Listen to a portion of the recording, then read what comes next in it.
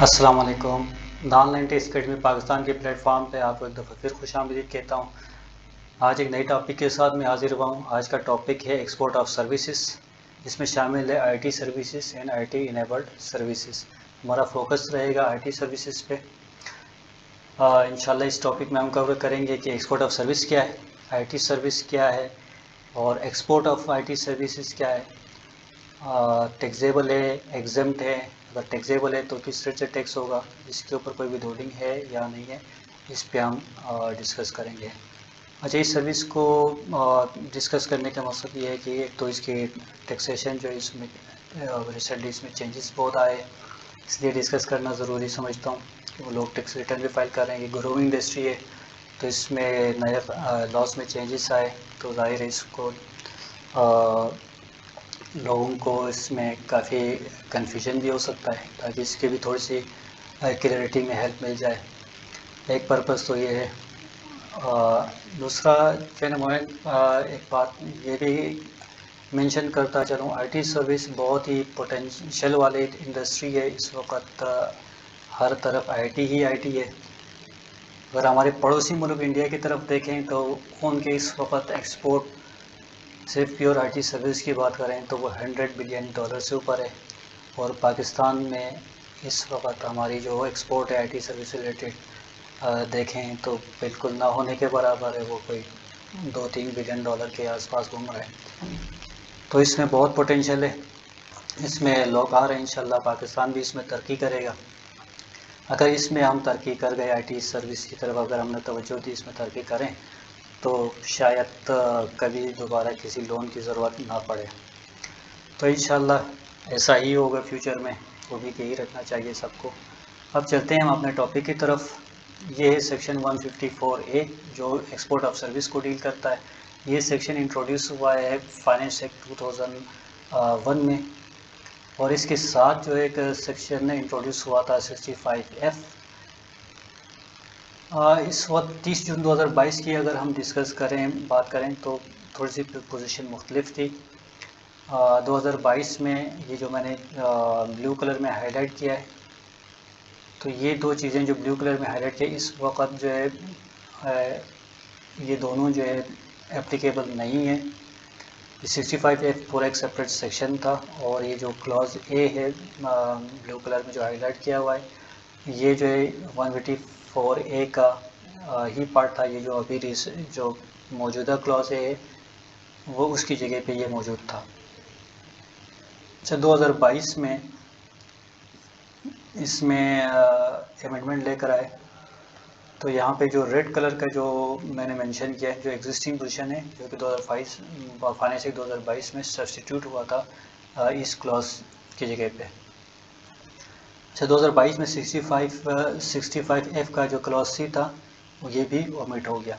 अब 30 जून की पोजीशन क्या थी? 30 जून की पोजीशन ये थी कि अगर आईटी सर्विसेज प्रोवाइडर हैं उसमें सॉफ्टवेयर एक्सपोर्ट बोर्ड में रजिस्ट्रेशन की कोई कंडीशन नहीं थी, लेकिन कंडीशन ये थी कि अगर 65F में फॉल करता है, उसमें क्या कंडीशन थी कि provided that 80% of the export proceeds is brought into Pakistan in foreign exchange limited from outside Pakistan through normal banking channel.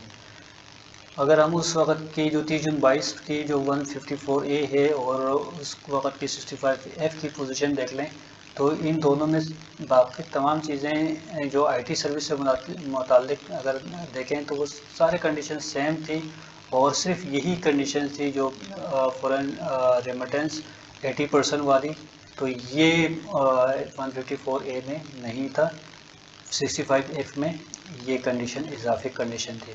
अब ये कंडीशन 65F में अगर ये कंडीशन फुलफिल नहीं करता तो क्या होता, वो 154A में फॉल करता, और उसकी टैक्सेशन क्या होती, 1% से फाइनल टैक्स होता। उसके साथ उस वक्त ये फाइनल टैक्स होता जब वो दूसरी कंडीशन भी क्वालिफाई करते। अगर वो कंडीशन भी फुलफिल ना करते तो फिर क्या होता, वो नॉर्मल टैक्स रेजिम में जाता। अब 30 जून 2023 की क्या पोजीशन है? 30 जून 2023 में ये है, अब ये क्लॉज नहीं है, ये वाला क्लॉज मौजूद। आप मेरे कर्सर को अगर नोट कर रहे हैं, फॉलो कर रहे हैं, तो ये जो अभी क्लॉज है एक्सपोर्ट ऑफ कंप्यूटर सॉफ्टवेयर और आईटी सर्विसेज और IT enabled services where the exporter is registered with and duly certified by the Pakistan Software Export Board। ये इस वक्त की करंट पोजीशन है। इसके बाद क्लॉज बी नीचे, सर्विसेज और technical service rendered outside Pakistan are exported from, और इससे ऑनवर्ड जो है इस 154A का पार्ट है। जो ब्लू में हाईलाइट है ये इसका पार्ट नहीं है, मैंने इसको इसलिए रखा है क्योंकि ये रेडी रेफरेंस के लिए, ताकि हमें डिस्कस करने में, देखने में, इसको कंपेयर करने में आसानी हो।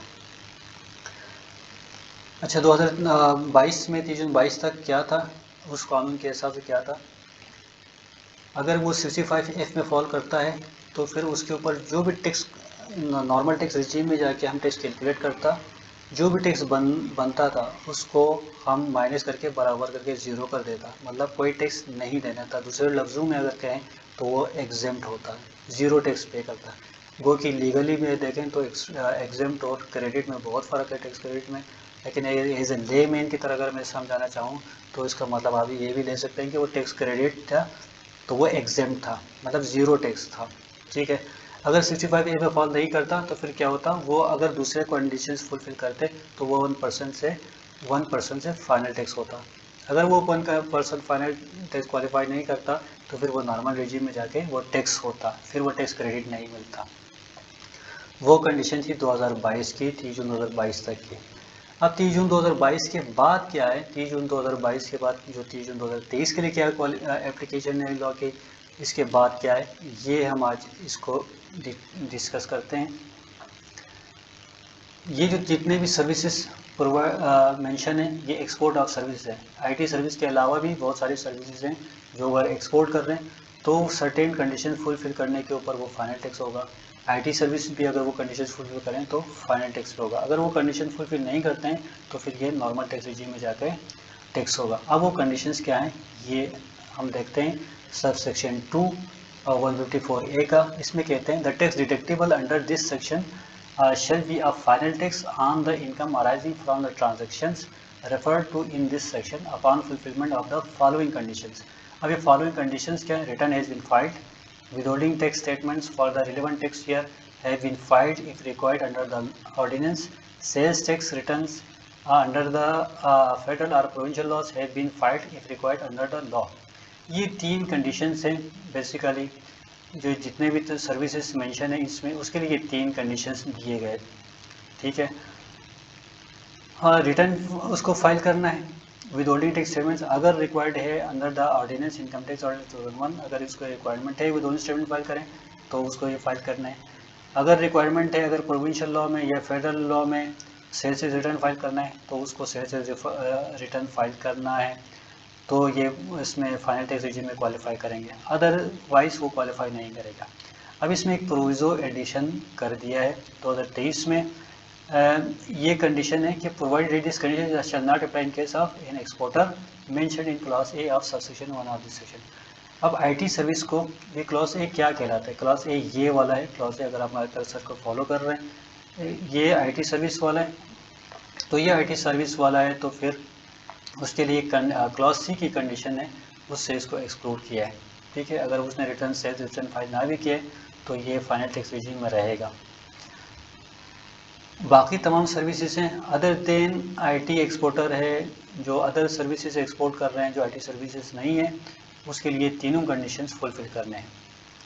जो उसके साथ ये है कि अगर बाहर कोई मुल्क से बाहर कोई टैक्स पे किए तो उसको क्रेडिट नहीं मिलेगा। ठीक है, अब इसके बाद एक ऑप्शन भी दिया गया इनके लिए। वो ऑप्शन क्या है कि अगर वो फाइनल टैक्स रिजीम में टैक्स रिटर्न फाइल नहीं करना चाहता, ये सारे कंडीशन फुलफिल कर रहे हैं, अगर वो चाहता है टैक्स पेयर कि मैं नॉर्मल टैक्स रिजीम में जाऊँ तो वो नॉर्मल टैक्स रिजीम में ऑप्ट आउट कर सकते हैं, फाइल कर सकते हैं। फाइनल टैक्सेशन रिजीम से वो निकल कर नॉर्मल टैक्स रिजीम में रिटर्न फाइल कर सकता है। और ये ऑप्शन वो कब अवेल करेगा, जब रिटर्न फाइल कर रहे होंगे उसी वक्त वो उसी ऑप्शन को अवेल करना है। अच्छा, आईटी सर्विसेज में कौन कौन से सर्विसेज हैं? आईटी सर्विसेज में 30AD में क्या मेंशन है, कुछ सर्विसेज मेंशन है। Software development, software maintenance, system integration, web design, web development, web hosting and network design. IT enable services में क्या है, कुछ सर्विसेज मेंशन है। कॉल सेंटर्स हैं, इनबाउंड और outbound call centres, medical transcriptions, remote monitoring, graphic design, accounting services, human resource services, telemedicine centres, data entry operations, cloud computing services, data storage services, locally produce television programs and insurance claims processings.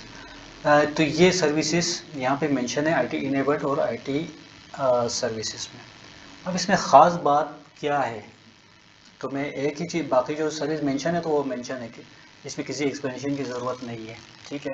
अब इसमें ख़ास बात क्या है, ख़ास बात इसमें इन दोनों में ये है कि ये बट नॉट लिमिटेड टू, ये वाली बट नॉट लिमिटेड टू, इसमें भी यही है, बट नॉट लिमिटेड टू, ये ख़ास बात है इसमें। इसका मतलब ये हुआ इसमें अगर कोई सर्विसेज मेंशन नहीं है और अगर वो सर्विस प्रोवाइड कर रहे हैं, आप एक्सपोर्ट कर रहे हैं, अगर आप समझते हैं कि वो IT सर्विस है, अगर आप समझते हैं वो IT इनेबल सर्विस है, तो आप 154A में क्वालिफाई कर सकते हैं, ये ऑप्शन है, ठीक है। तो इसमें आइडेंटिफाई कैसे होगा कि आपका सर्विस IT सर्विस है, IT इनेबल सर्विस है, जो यहाँ मेंशन नहीं है, तो वो कौन बताएगा कि हाँ यार IT सर्विस है, ये IT इनेबल सर्विस है, ये कौन आइडेंटिफाई करेगा। इसके लिए हम वापस जाते हैं ये क्लॉज A की तरफ, 154A sub section 1 clause A की तरफ जाते हैं। तो इसमें जो मैंडेटरी कंडीशन क्या दी गई है वो है certified by the Pakistan software export board. अगर कोई IT सर्विस प्रोवाइडर है तो पाकिस्तान सॉफ्टवेयर एक्सपोर्ट बोर्ड से मैंडेटरी सर्टिफाई होना है, उसमें रजिस्ट्रेशन लेनी है और इसकी सर्टिफिकेशन भी लेनी है कि हाँ मैं IT सर्विस प्रोवाइड एक्सपोर्टर हूँ। तो वो जब सर्टिफाई करेगा पाकिस्तान सॉफ्टवेयर एक्सपोर्ट बोर्ड तो अब IT सर्विस प्रोवाइडर हो और आप सेक्शन 154A में क्वालिफाई करेगा। अगर ये यहाँ पर मेंशन नहीं भी है, क्लॉज 30AD या 30AE में मेंशन नहीं भी है, अगर आप वो सर्टिफाई हो जाते हैं तो आप IT सर्विस प्रोवाइडर हैं। और इसका रेट क्या है, 0.25% है एक्सपोर्ट प्रोसीड्स का IT सर्विस प्रोवाइडर के लिए, एक्सपोर्टर के लिए 2026 तक 2026 तक, अनलेस एंड अनटिल कोई अमेंडमेंट ना आए उस वक्त तक यही रहेगा। अगर जो एक्सपोर्टर IT सर्विस एक्सपोर्टर नहीं है, अदर देन IT एक्सपोर्टर है, दूसरे सर्विस एक्सपोर्टर हैं, उनके लिए 1% ऑफ द प्रोसीड्स वही फाइनल टैक्स होगा, subject to the fulfilment of the conditions mentioned above. Thank you so much. आपको ये पसंद आई होगी वीडियो, और आपको पसंद आया है तो फिर आप इसमें ज़रूर कमेंट्स में आप मुझे मेंशन करें ताकि मेरी भी हौसला अफजाई हो और आपका और भी बेहतरीन तरीके से चीज़ें आपके सामने लेकर आएँ और इस टैक्स ऑर्डिनेंस के हवाले से, टैक्सेशन के हवाले से। इसमें और एक बात मैं इजाफी तौर पर बता दूँ, लेकिन IT सर्विस बहुत ही पोटेंशियल वाली सर्विस इंडस्ट्री है, सेक्टर है जो ग्रो कर रहे हैं, इंशाल्लाह और भी ग्रो करेंगे। अगर हम अपने पड़ोसी मुल्क इंडिया के साथ कंपेयर कर लें तो उनकी इस वक्त 2022 की पोजीशन में ये है कि 30 जून 2022 तक उनके $100 बिलियन से ऊपर गई है IT service, pure IT services के एक्सपोर्ट से। और हमारी अगर पाकिस्तान की बात करें तो पाकिस्तान इस वक्त बहुत ही पीछे है इंडिया के हवाले से। अगर उससे कंपेयर करें, हमारे 2 से 3 बिलियन डॉलर मुश्किल से बनता है। तो इसमें बहुत पोटेंशियल है, अगर हम इसमें आगे जाते हैं, अगर इसको फोकस करते हैं, अगर इसमें हम ग्रो कर गए तो फिर हमें किसी और मुल्क की तरफ कर्ज़े के लिए, शायद लोन के लिए हमें ना भागना पड़े। Thank you so much. Allah हाफ़िज़।